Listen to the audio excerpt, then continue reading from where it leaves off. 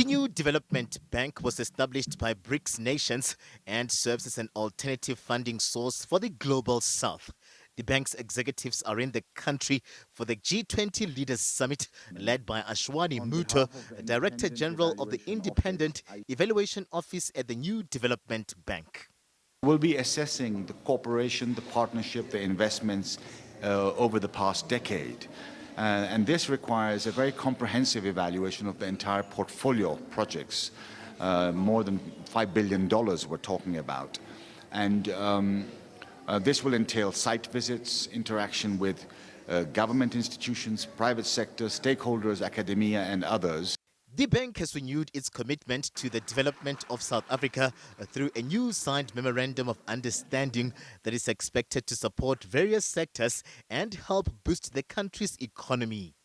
While NDB has funded a large part of projects in South Africa in energy, our general strategy does prioritize also investments in other areas, including infrastructure, transport, digital infrastructure, natural resources and environment sustainability. So there are also other sectors, and we have a new Director General of our regional office here in Johannesburg for the NDB, and now she's looking at scaling up the pipeline of projects and portfolio.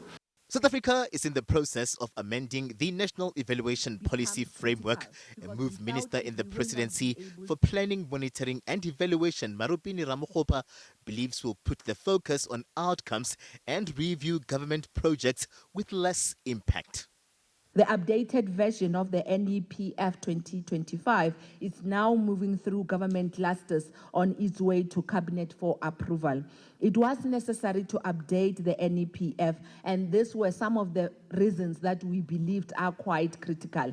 We did that so that we may be able to align with new national priorities and set out goals in the medium-term development plan of 2024 to 2025 that was adopted earlier this year, which is going to actually become the policy document that this seventh administration of government will actually be using.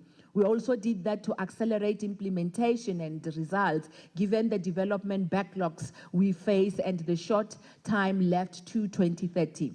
South Africa is also looking to strategically use the Planning, Monitoring and Evaluation Department to track and push for impact on commitments and declarations from the G20. As South Africa closes and finalizes its G20 presidency to give over to the USA, we as the Department of Monitoring and Evaluation are coming up with programs that will assist us to be able to evaluate the impact of programs such as the declaration of the G20 and the implementation part of it in most of our departments, but also with other partners and stakeholders that we have. The plan is to also include artificial intelligence and integrated data systems to generate and use evaluation evidence to inform policy decisions and budget allocations. Well, as South Africa works to refine the 2011 National Evaluation and Monitoring Framework, the New Development Bank will spend the coming year in the country working on a portfolio of all projects funded by the program. This is in a bid to help the country reach the 2030 NDP targets and the Sustainable Development Goals. I'm Katlego, Legodi for SABC News in Johannesburg.